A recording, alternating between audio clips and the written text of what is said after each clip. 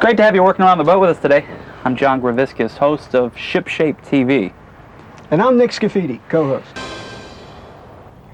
Now the first thing I want to tell you is that if any time during this replacement you run into trouble, please either refer back to this video or call Taco Aftermarket's technical hotline. That's at 1-800-653-8567. Now, the tools you're going to need for this job are a tape measure, a variable speed reversible drill with the appropriate drill bits for removal, a putty knife, and a caulking gun. The materials that we'll need for this project are as follows: silicone sealant, stainless steel screws, and safety goggles. As you might know, rub rail is broken down into 4 main groups: flexible vinyl, rigid vinyl, aluminum, or stainless steel. Taco even offers you a simple kit version like this one. This is a flexible vinyl kit, and it includes the flexible vinyl, rub rail, the insert, screws, and the installation guide. Let's head on back to the boat with this and see how we start removing the old rub rail. Now, most rub rails, no matter which type, will have an end cap. We want to remove that end cap so we can start to pull the rest of the rub rail off. They're usually held on by a couple of screws.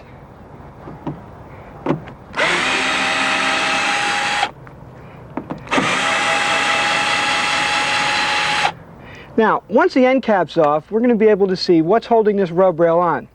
They're typically held on by one of 2 different ways, either screws or pop rivets.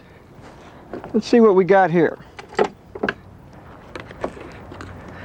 Okay, now we're going to need to get this insert out of the way. All right, this one's held on with Phillips head screws. That's pretty simple. We're just going to go ahead and back them all off. But if you have pop rivets, we're going to need to drill the heads of the pop rivets out. That can be a little tricky because you want to use the right size drill bit. Let's go have a look at one. What's tricky about it is the size drill bit that you're selecting. You don't want to have a drill bit that's any bigger than the shaft of your rivet. Now this happens to be a 3/16 rivet, and when you're drilling it out, you want to drill the head out only. And then you can push your shaft right through. Nick, back to you.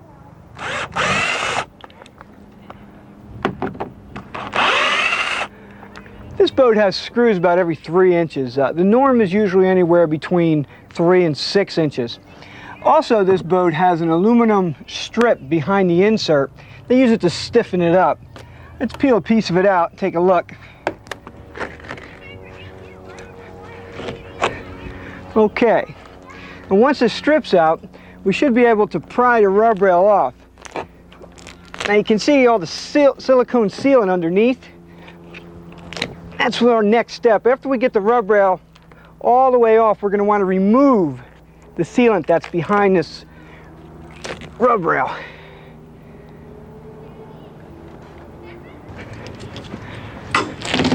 All the old rub rail has been removed. The next step is we want to take a putty knife and remove any excess silicone sealant that was behind the rub rail.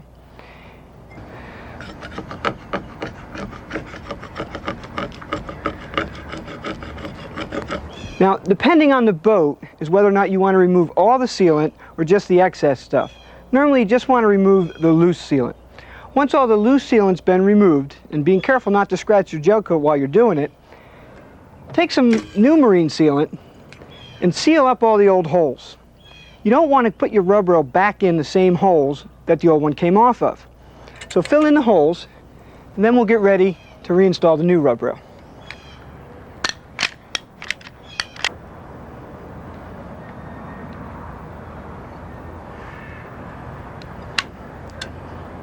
Now it's time to begin the process of installing the new flexible vinyl.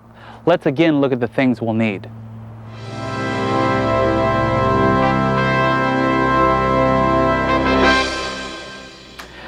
Let's start off by soaking our rub rail in a tub of hot water for about 20 minutes. And the temperature that we're looking to obtain is anywhere between 100 and 120 degrees. Now I know a lot of guys don't have a thermometer around the house, so a good judge of water temperature would be a good hot bath. Any temperature above 120 degrees will burn the skin, and we definitely don't want that. Or if it's a hot sunny day, stretch the material out on the driveway and let the sun do the same thing.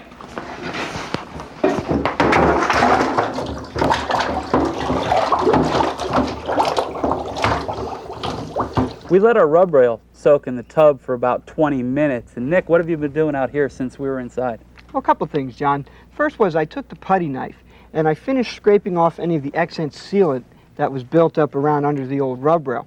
Then I took some 5200 and I filled in all the old screw holes. I wanted to get something that would really get in there and keep the water from pouring back through. So that's the silicone sealant that we chose. Correct. Now, how do we determine what length rub rail you go with?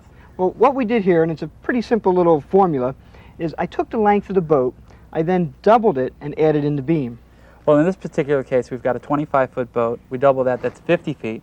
And then we add the beam, that's 8 feet, so 58 feet. Correct. Now, the flexible vinyl rub rails in their kit form are available in a 50-foot and a 70-foot pre-cut length.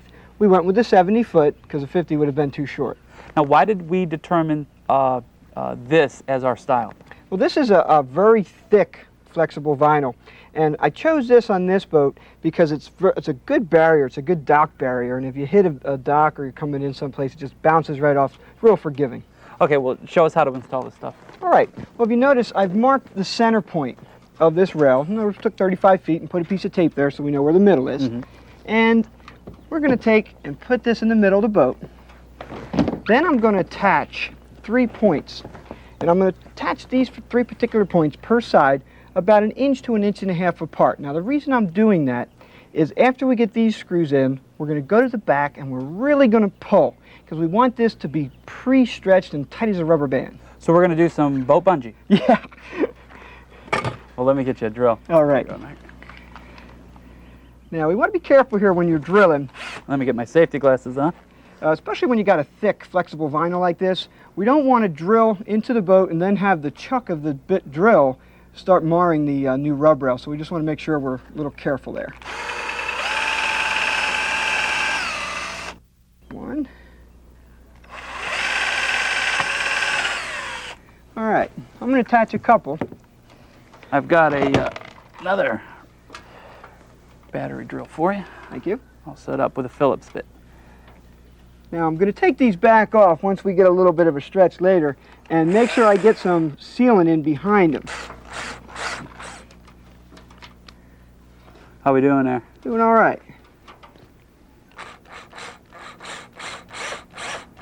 Okay, we'll go ahead and drill the rest of these and we'll go on to the back of the boat and we'll start stretching.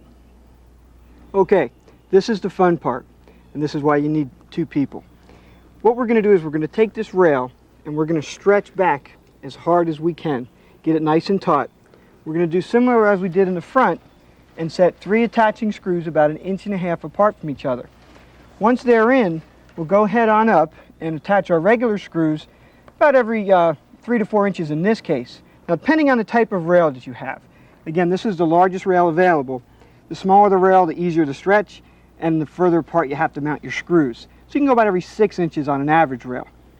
Now, the screws that come with the kit are a truss head screw.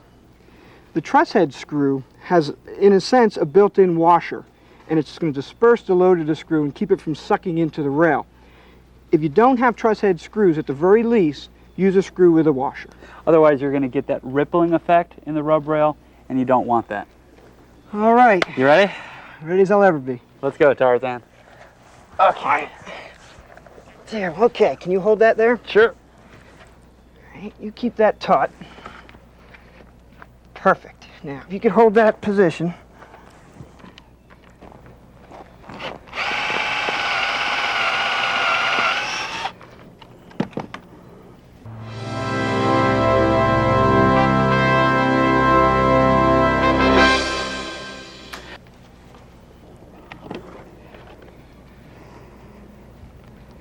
All right, John, hang in there. We almost got it.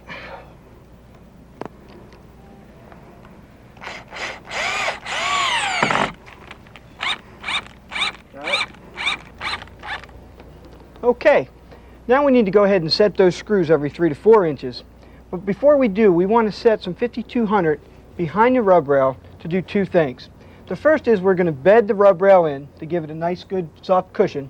The second thing is we want to seal the screws. So with the 5200 behind, as the screw goes in, it'll bring it into the hole with it as well.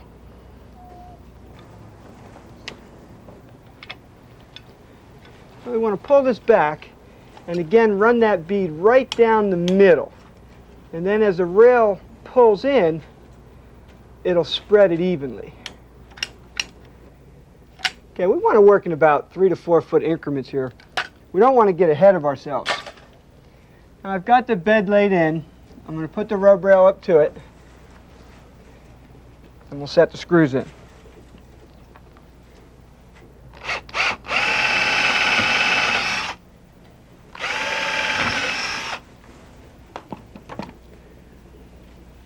When we're finished setting all the screws in, we've got 2 things left to do.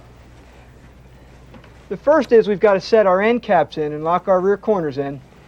And finally, we're going to install the inserts.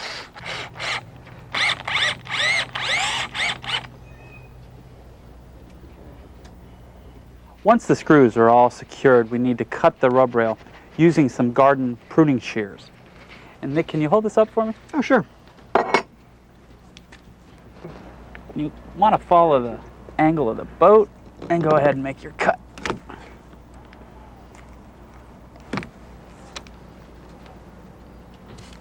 Once you get that done, you'll want to put your insert into your rub rail. And here's a little trick. Use a rag with some soapy water, and the soap will act as a lubricant on your insert, and I'll make it go in real nice and easy. Just kind of want to push, pinch, and insert. Like that.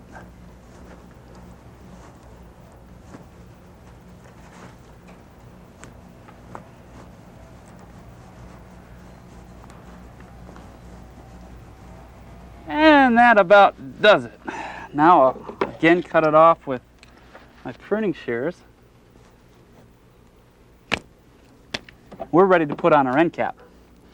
Now, supplied with your kit is a factory end cap. This will work on most boats. In this particular case, we're going to go back with the original OE end cap, and we'll be all set. Now we're going to show you how to do some aluminum rub rail. Some boat owners like to replace their rub rail with original OEM aluminum, and that's what we're going to do in this particular boat's case. Now there are a couple of tricks when you're working with aluminum rub rail that we want to show you. First off is what Taco does is they drill a pre-drilled hole every 6 inches on the rub rail. So what we want to do is we want to find the halfway point. That's right at 6 foot. This is a 12-foot section, and we need to move over about 3 inches as our centering mark on this rub rail. We want to offset a little bit. If we had the hole right here, we're just going to move it over about 3 inches, and that's what we've done in this particular case. Now, Nick, can you help me find our centering point? Okay, right there. Right there. And then what I'm going to do is I'm going to roll this over, and this is going to be my starting point. Come over here. And we're going to be right here. I'll make a mark on 2 of my holes. This way I can drill it out. Now we need to drill out our marks, and basically I'm going to be using a bit that's slightly smaller than our number 8 oval Phillips screw.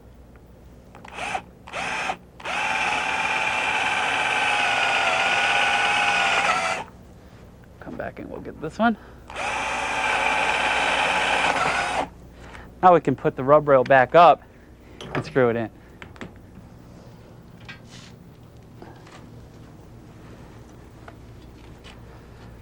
Now, Nick, we're going to need to top these screws off with some 5200. I'll use this to seal my hole.